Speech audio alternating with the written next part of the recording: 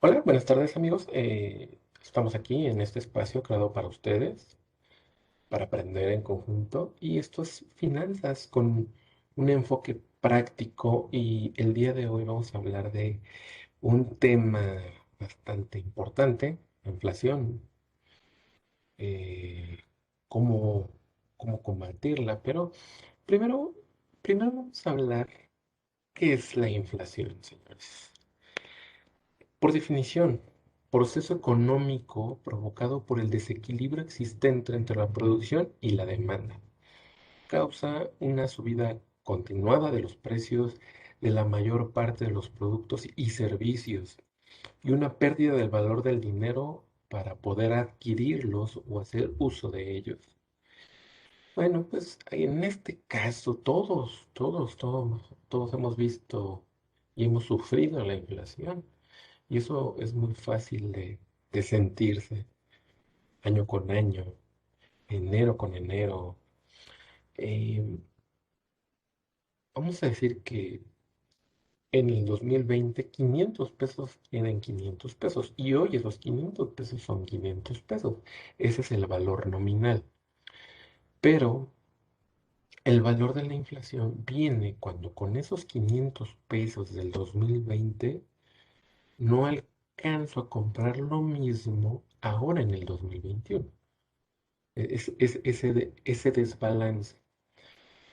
Y, y bueno, pues aquí hay algunos temas importantes que considerar. Hay algunos puntos que en este cuarto mes, en abril del 2022, deberíamos de considerar. La inflación está al 7,45 y es la más alta en los últimos 21 años. Nosotros en este 2022 vamos saliendo de la pandemia, estamos en proceso de salir de la pandemia que azotó al mundo entero desde 2020, 2021 y apenas este 2022, después de todas las variantes, pues estamos viendo que se están reactivando todas las actividades y que se está reactivando la economía. Pero no solo fue eso lo que afectó la inflación, sino el conflicto que hay en Europa entre Ucrania y Rusia, porque aquí los precios de los energéticos se disparan. Gas natural, el gas doméstico y gasolina. Pero bueno, aquí también los alimentos y las bebidas no alcohólicas presentaron variación anual del 12,99%. Y si a la inflación se le suma la parte del transporte, que se incrementó en un 6,20%, pues esto recae directamente en el bolsillo de todas las familias. Entonces, bueno, afecta directamente a nuestras finanzas. Ya habiendo avanzado un poquito y clarificando lo que es la inflación, hay una llamada tasa de referencia que depende de la inflación. ¿Y qué es la tasa de referencia? Bueno, es el porcentaje al que presenta dinero, al que presta dinero el Banco de México, como parte de su estrategia de política monetaria. Sirve como base para determinar la tasa a la que los bancos prestarán dinero. Y bueno, no solo prestar dinero, sino al momento que tú pides un préstamo, pues te va a costar más trabajo adquirir ese bien, llámese vivienda, llámese auto, llámese préstamo personal para, digamos, un negocio. Pero está la contraparte. Si tú estás invirtiendo en un instrumento, pues esa tasa sube y como la tasa de referencia subió, las tasas que te ofrecen los bancos pues son mejores, pero se compensan. Esto es justamente para encontrar un equilibrio. Y lo que trata de hacer el Banco de México es el equilibrar la inflación y la tasa de referencia, es lo que se trata de un balance. Ya vemos aquí cómo todo está, em, cómo todo está relacionado. En- bueno, aquí cabe mencionar que el 23 de marzo la tasa de referencia subió 50 puntos base, lo que significa que se incrementó en un 6,5% desde el 6% previo. Entonces, vemos que todo está muy relacionado. Inflación, tasa de referencia, préstamos, ganancias debido a al incremento de las tasas para esas inversiones, pero no solo eso. Por ejemplo, la inflación va directamente relacionada a nuestro crédito hipotecario. Por ejemplo, solo para que nos demos una idea de cómo todo nos afecta y cómo todo está relacionado. Para aquellos que tienen crédito hipotecario, seguramente se habían dado cuenta que en los años anteriores, digamos 2018, 2019, 2020, que la tasa, que la inflación estaba manteniéndose en un nivel y ese nivel así había sido alrededor de 4%. Veíamos que al tener un crédito año con año, eh, el banco con el que tenemos ese crédito nos había estado emitiendo una carta de créditos reales. Los créditos reales no es más que los intereses del crédito que pagamos mes con mes nos puede regresar el SAT. Entonces, en estos últimos años que he mencionado, habíamos visto que los intereses que podíamos deducir por nuestro crédito hipotecario había sido sustancial. Depende de muchas cosas, de nuestra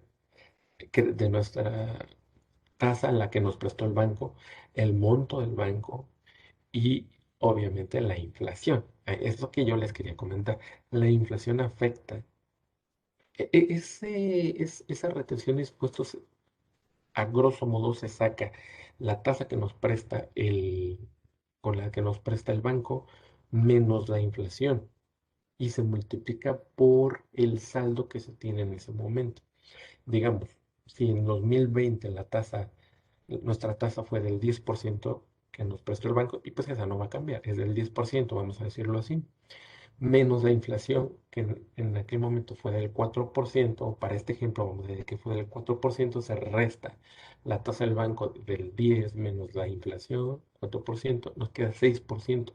Ese 6% se multiplica por el saldo del crédito que tenemos en ese momento y nos da alrededor de 90,000 pesos, 80,000 pesos.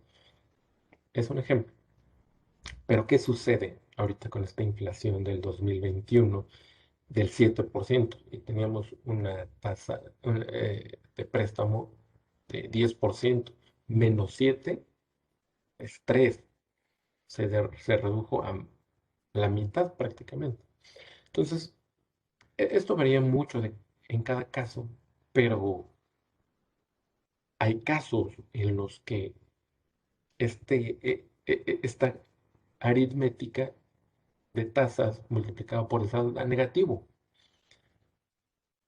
Y eso no significa que le vamos a terminar pagando al SAT, sino que no nos van a regresar nada, no podemos deducir nada, porque la inflación nos afectó.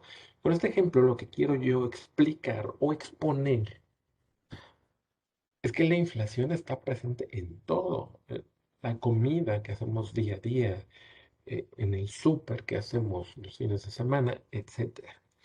Entonces, nosotros tenemos que ver la manera eh, pues de contrarrestar este efecto. Y bueno, hemos hablado en puras cosas negativas, pero algo que ha tratado de transmitir el Banco de México es que debemos de estar tranquilos porque ellos están trabajando de tal forma que se vea reflejado o que en el futuro próximo, están hablando ellos de finales de 2023, inicios de 2024, que la inflación baje a lo que estábamos acostumbrados a ver, 4%. Ellos dicen 3%, eso es muy eh, complicado hacerlo. Pero si regresamos a lo que estábamos acostumbrados, que es un 4%, es muy bueno. Ojalá que así sea. Pero bueno, aquí lo que les comentaba, cómo hacer para contrarrestar la inflación, cómo combatirla. Y bueno, no hay nada mucho más que hacer que poner a trabajar nuestro dinero. Y bueno, eso es muy en vivo. ¿Cómo lo podemos hacer? Pues bueno, creo que la forma más fácil, no más fácil, pero la, lo obvio sería decir, pues crear un negocio, emprender. Pero eso no es tan sencillo. A- Emprender habla de invertir mucho tiempo, tener conocimiento muy específico y no es tan sencillo. Otro punto para combatir la inflación sería creando formas pasivas de ingresos. Esto podría ser mm, crear un blog, crear un canal, que igual al principio va a ser muy difícil y va a requerir de conocimiento específico y que se le dedique tiempo, pero conforme se vaya avanzando, puede ser que el tiempo que se le dedique sea menor, sería la idea, y que sea escalable, ¿no? Eso también es importante. Y bueno, otro punto para combatir la inflación sería invertir, ya sea de manera conservadora o de manera agresiva. La idea es invertir. Y bueno, ya hablando de específicamente de invertir, ¿cómo podemos saber si debemos invertir de manera conservadora o de manera agresiva? Bueno, pues desde mi perspectiva, lo primero que hay que hacer es definir nuestro perfil de inversionista y esto lo podemos hacer con dos puntos. Uno es nuestra capacidad de riesgo, qué tanta resistencia tenemos al riesgo y la cantidad de tiempo que estamos planeando invertir. Si tengo 50 años, pues creo que hay más riesgo a la inversión y que nuestro tiempo para invertir pues, sería menos. Si tengo 30 años, creo que el riesgo que puedo correr es más alto porque después me puedo recuperar tiempo, tengo tiempo para recuperar. Pero en fin, hay que tener en cuenta estos tres puntos, tenerlos en mente e irlos definiendo uno por uno para saber cómo voy a invertir. Pero antes de invertir de manera conservadora, de manera agresiva, creo que lo que debemos de hacer primero es pensar en nuestro fondo de emergencia.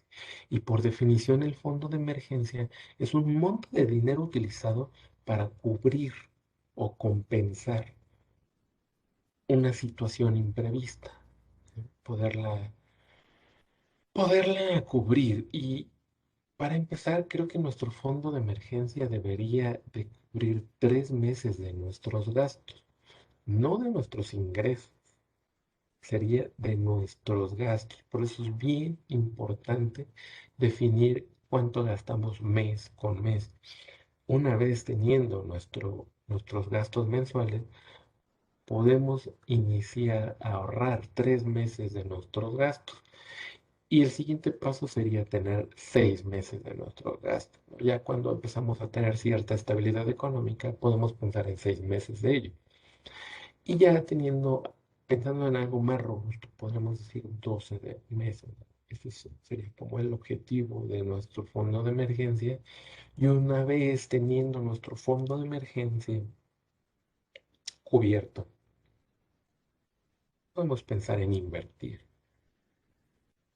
Pero bueno, esos es mis 3 puntos de fondo de emergencia.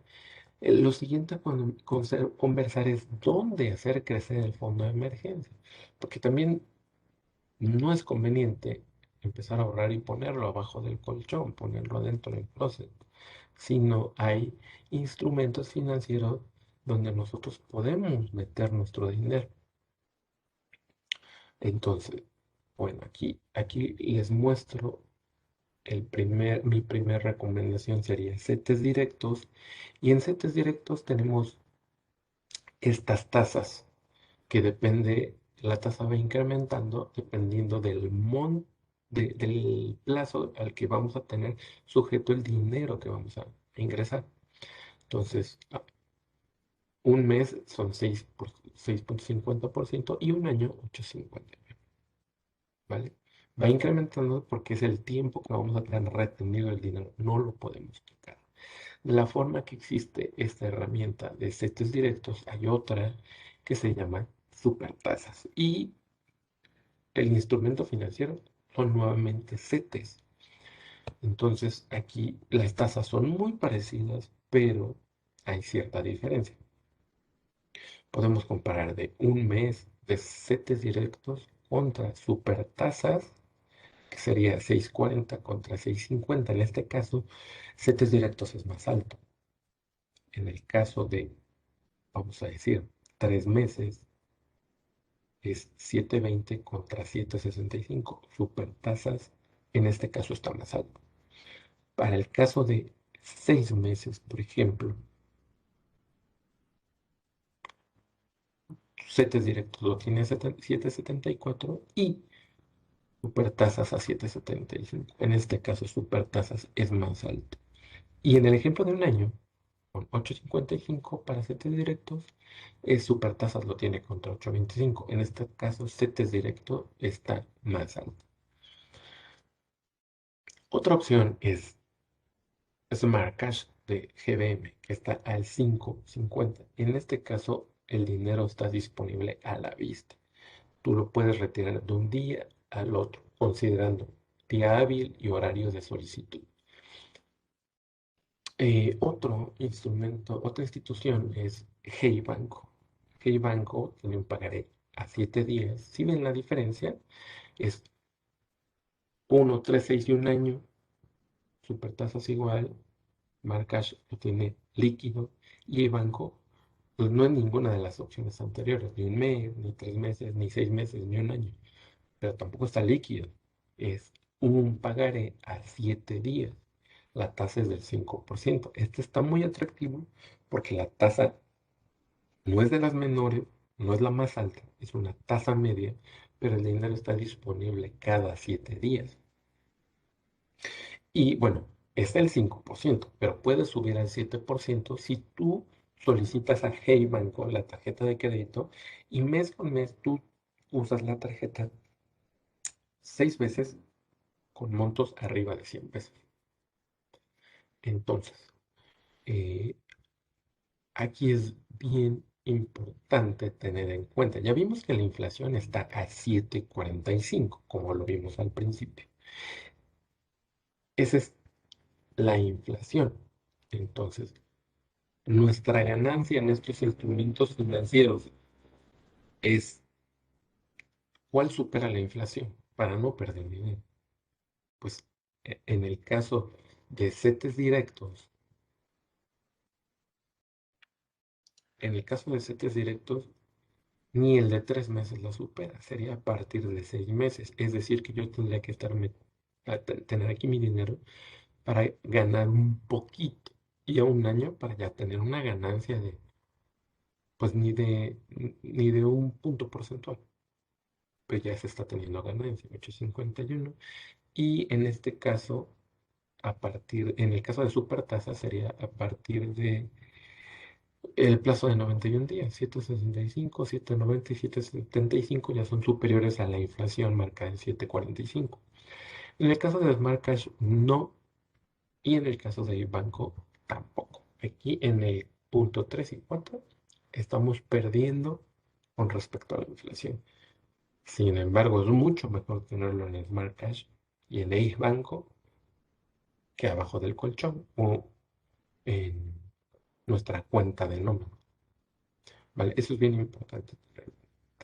Y algo que también toma relevancia es que por eso lo recomendado es tener un fondo de emergencia y por eso es recomendado iniciar cuanto antes con los 3 meses, escalar a los 6 meses y luego tener 12 meses de tus gastos para que el dinero lo tengas diversificado en estas cuatro opciones. Yo sugeriría que si tienes 3 meses de tus gastos o 6 meses de tu gasto, lo tengas en estos dos instrumentos financieros, tanto en el de GBM de Smart Cash y en el de pagaré a 7 días con el banco, porque aquí lo tienes muy líquido. Ya pensando en tener más de 6 meses, pues lo puedes empezar a diversificar más. Mm, Vamos a decir que un mes lo tienes tu primer mes lo tienes en el banco, tu segundo lo tienes en Smart Cash, tu tercer mes ya lo pasas a 3 meses, a 765, y tu cuarto mes pues ya lo pones a 6 meses, a 774, y así lo puedes ir escalonando para que tengas disponibilidad mes con mes y puedas disponer de él en caso de una eventualidad. Pues es esto lo que yo quería compartir, amigos, hacernos conscientes de la inflación, de la tasa de referencia, cómo nos afecta, cómo la podemos combatir y, y estas opciones que están muy a la mano. Todas estas cuatro opciones están disponibles a la mano, cualquier persona puede descargar la aplicación e iniciar. Pues hasta aquí el video de hoy. Les pido que, que continúen viendo nuestros videos. Vamos a estar subiendo. Vamos a hablar de CETES directos de manera específica, supertasas, de Smart Cash, de banco. Les voy a compartir cómo tengo yo mi dinero diversificado. Y compartirles también que hice mi declaración a inicios de mes y espero tener una devolución sustancial. Por ahí, el año pasado activé mi PPR, mi plan para el retiro, y bueno, ahí estoy esperando la retribución de esto que metí a mi PPR. Entonces, por esa razón, voy a recibir en abril una cantidad y pienso incrementar fondo de ahorro e inversión. El 50% de ahorro se irá a inversión y el 50% a fondo de emergencia. Seguramente va a ser a supertasas, a analizar en conjunto con ustedes si será supertasas o a CETES directos. Y quiero poner a competir estas dos opciones. CETES contra SPI 500. Entonces, por favor, acompáñenos. Muchas gracias por haber llegado hasta acá en el video y les mando un fuerte abrazo. Muchas gracias.